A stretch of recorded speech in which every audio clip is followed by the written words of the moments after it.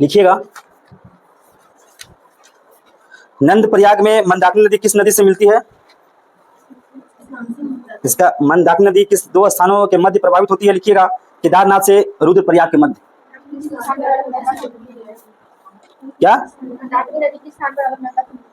मंदाकिनी नदी किस स्थान पर अलकनंदा से मिलती है? रुद्रप्रयाग। रुद्रप्रयाग लिखें, फिर लिखिएगा, मंदाकिनी नदी किस दो स्थानों के मध्य प्रभावित होती है? मंदाकिनी नदी किस दो स्थानों के मध्य प्रभावित होती हैं? आंसर लिखिएगा, केदारनाथ से रुद्रप्रयाग के मध्य। केदारनाथ से रुद्रप्रयाग के मध्य। केदारनाथ से रुद्रप्रयाग के मध्य। अगला क्वेश्चन लिखिएगा, नंद प्रयाग में मंदाकिनी नदी किस नदी में मिलती है? नंद प्रयाग में मंदाकिनी नदी किस नदी में मिलती है? अलकनंदा। नंद प्रयाग में मंदाकिनी नदी किस नदी से मिलती है? अलकनंदा। चलिए, इतना जो क्वेश्चन आप लिखे एक बार रिपीट कर लीजिए सभी लोग। पहला क्वेश्चन था, सभी लोग बोलिएगा, भारत के द्वीप समूह को मिलाकर इसका दक्षिणी विस्तार कहां से शुरू होता है? 6 डिग्री 45 उत्तरी अक्षांश। ठीक है ना। अगला, पृथ्वी का बताइएगा, पृथ्वी का चुंबकीय भूमध्य रेखा भारत में कहां से गुजरती है? चलिए बताइएगा, फरक्का में गंगा बंटवारा संधि 1996 में किन दो देशों के बीच हस्ताक्षर किया गया था? क्षेत्रफल की दृष्टि से भारत का सबसे छोटा पड़ोसी देश कौन सा है? भारत का वह कौन सा राज्य है जिसकी सीमा सबसे ज्यादा म्यांमार में लगती है? नागालैंड की सबसे लंबी और बड़ी नदी कौन सी है? वृद्ध नदी या दक्षिण गंगा किस नदी को कहा जाता है? तिब्बत में ब्रह्मपुत्र नदी को किस नाम से जाना जाता है जी? सांगपो। ठीक है। त्रिशूल गंगा किसकी सहायक नदी है? गंडक। बक्सा बांध अभ्यारण्य किस राज्य में स्थित है? चलिए, वेम्बनाड झील किस राज्य में स्थित है? केरल। प्राम्बिकुलम अलियार परियोजना किन राज्यों में सम्मिलित परियोजना है? चलिए, मंचकुंड परियोजना किन दो राज्यों की सीमा सम्मिलित परियोजना है? लापचाला दर्रा कहाँ स्थित है? कौन सी बहुउद्देशीय नदी घाटी परियोजना का निर्माण अमेरिका की टेनिस नदी घाटी की परियोजना के आधार पर रखा गया है? भारत और चीन के बीच की सीमा को क्या कहा जाता है? मैकमोहन रेखा चीन और भारत की किस राज्य को अलग करती है? भारत के कितने राज्य केंद्र शासित प्रदेश चीन की सीमा से लगती है?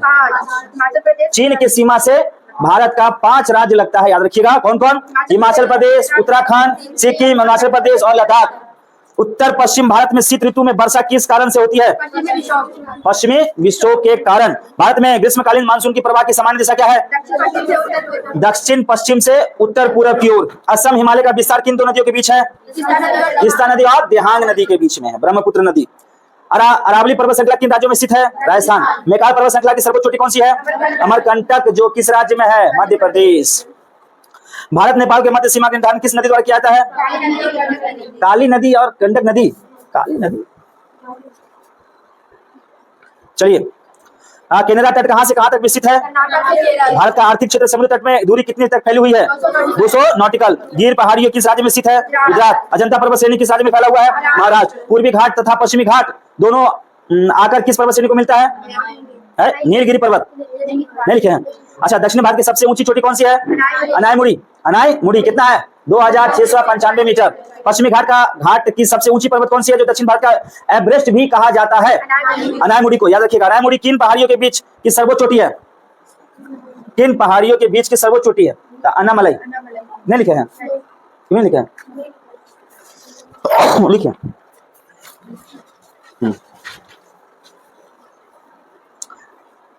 अनायमुड़ी किन पहाड़ियों की सर्वोच्च चोटी है?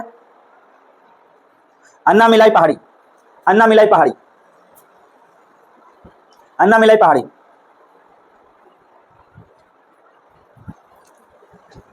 बताइए, तो चंबल नदी कहां से निकलती है? जाना पाव की पहाड़ी से, जो कहां पर है? मध्य प्रदेश में है। चलिए, घाघरा नदी कहां से निकलती है? मानसरोवर झील, तिब्बत से।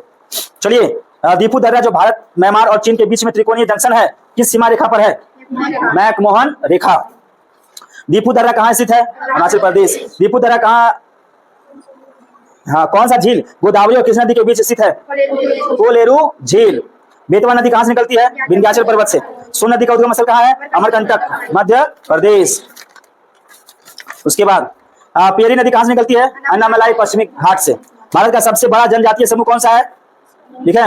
लिखिए, भारत का सबसे बड़ा जनजातीय समूह कौन सा है? भारत का सबसे बड़ा जनजातीय समूह कौन सा है?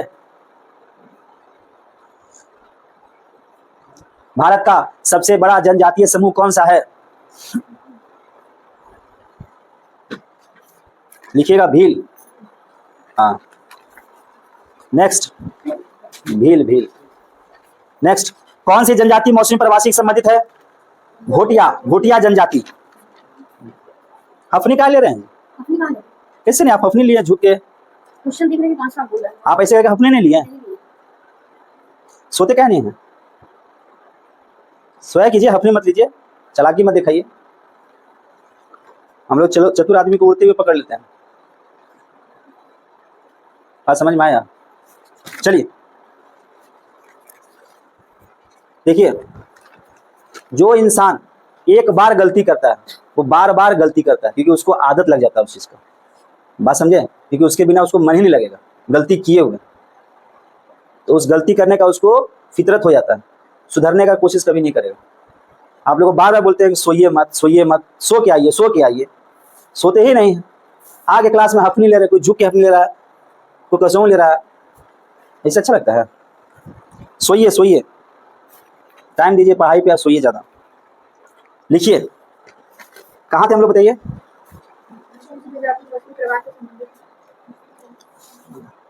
हाँ, कौन सी जनजाति मौसमी प्रवासी संबंधित है? भोटिया जनजाति। मंदाकिनी नदी किस स्थान पर अलकनंदा नदी से मिलती है?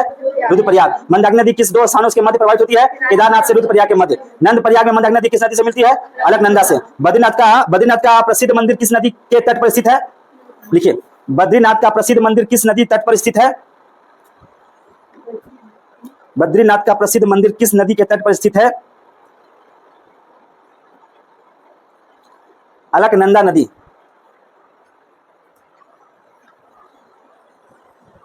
पढ़ाते हैं तो आप लोग को हफनी आता है, लिखवा रहे हैं तो हफनी आ रहा है। अच्छा, लिखवाने के क्रम में जिसको हफनी आ रहा है समझिए कि रात में पक्का जगा हुआ है, क्योंकि लिखवाने के क्रम में आपका दिमाग और हाथ दोनों चल रहा है, दिमाग और हाथ दोनों चल रहा है। और इसका मतलब अगर आप सो रहे हैं, हफनी ले रहे, इसका मतलब आप पूर्णतः जो है रात में सोए नहीं है, जिसकी वजह से अभी आप अपने सुबह का अभी कितना बज रहा है? 7:45। अभी 7:45 से हो रहा है, तब ये मोहतरमा हफनी ले रही है। बताइए बैठ। नेक्स्ट, अलकनंदा नदी लिखे, आगे आगे लिखिएगा। बद्रीनाथ का प्रसिद्ध मंदिर कौन सी नदी तट पर स्थित है? लिख दिए। नेक्स्ट, डुडुमा जलप्रपात, डुडुमा जलप्रपात ब्रैकेट में लिखिए, उड़ीसा किस नदी पर स्थित है? किस नदी पर स्थित है? लिखिएगा, मचकुंड नदी, मचकुंड नदी।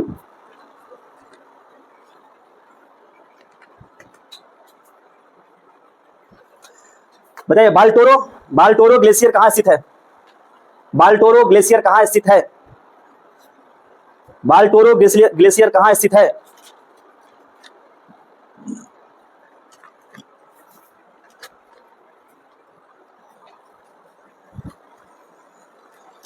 काराकोरम पर्वत।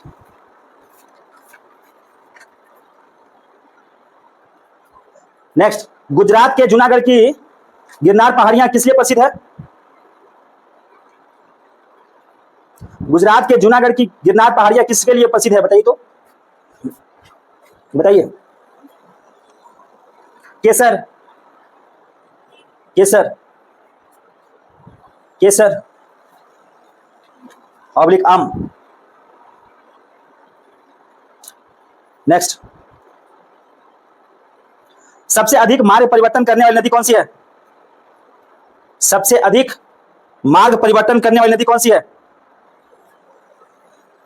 बताइए कौन सी है? कोसी नदी।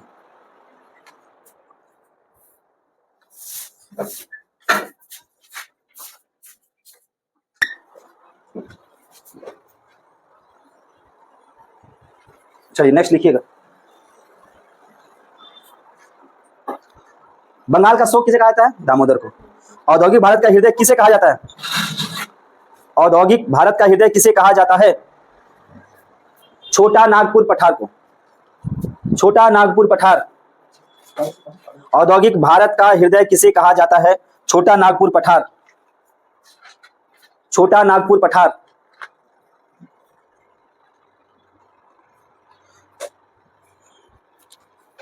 गोरा, सॉरी गोरा नहीं, गारो, गारो खासी, जयंतिया, जनजातियां किस राज्य में निवास करती है? गारो, खासी, जनजातियां, जनजाति किस राज्य में निवास करती है? आंसर बताइएगा। मेघालय।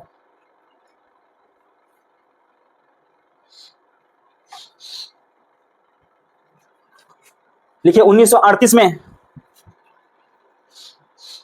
दामोदर नदी से 1938 में दामोदर नदी से किस नहर को निकाला गया था? 1938 में दामोदर नहर से किस नदी को निकाला गया था?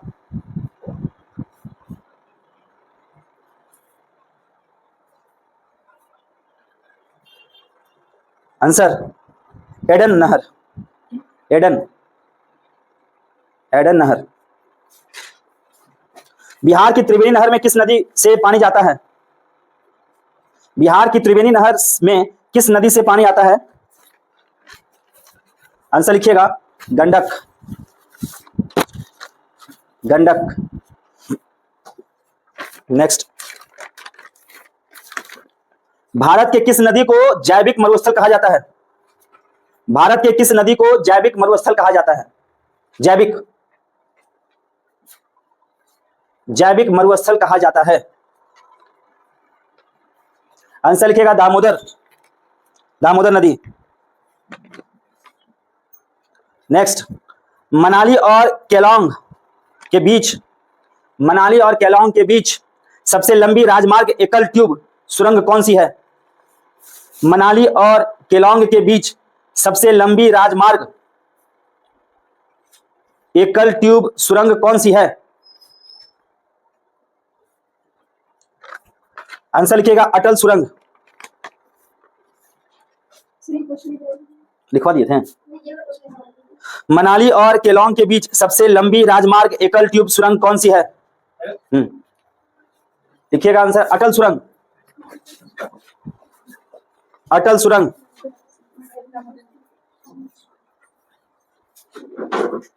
फिर लिखिएगा चिल्का झील किस प्रकार की झील है? चिल्का झील किस प्रकार की झील है?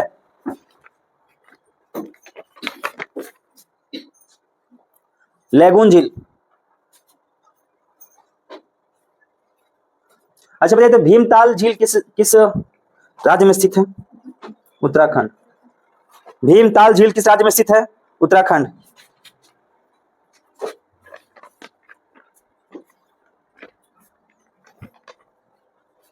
लिखिएगा किस नदी को नेपाल में शालिग्राम तथा नारायणी के नाम से जाना जाता है? किस नदी को नेपाल में शालिग्राम तथा नारायणी के नाम से जाना जाता है? नारायणी के नाम से जाना जाता है। लिखिएगा गंडक नदी। नेक्स्ट क्वेश्चन, बेतवा नदी किस नदी में मिलती है? बेतवा नदी किस नदी में मिलती है? यमुना नदी।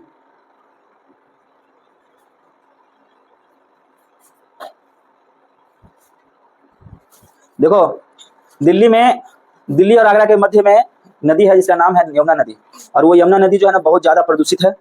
ठीक है, और कह सकते हैं कि वो धीरे धीरे जो है अपना अस्तित्व खो रही है। तो याद रखिएगा, दिल्ली में यमुना नदी जो है अपना अस्तित्व को धीरे धीरे क्या कर रही है? खो रही है। ठीक है, कौन सा दर्रा शिमला को तिब्बत से जोड़ता है? कौन सा दर्रा शिमला को तिब्बत से जोड़ता है?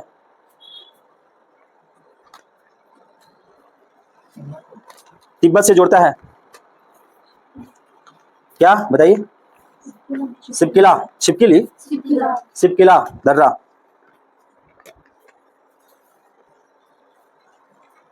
कौन सा दर्रा श्रीनगर को गिलगिट से जोड़ता है? कौन सा दर्रा श्रीनगर को गिलगिट से जोड़ता है?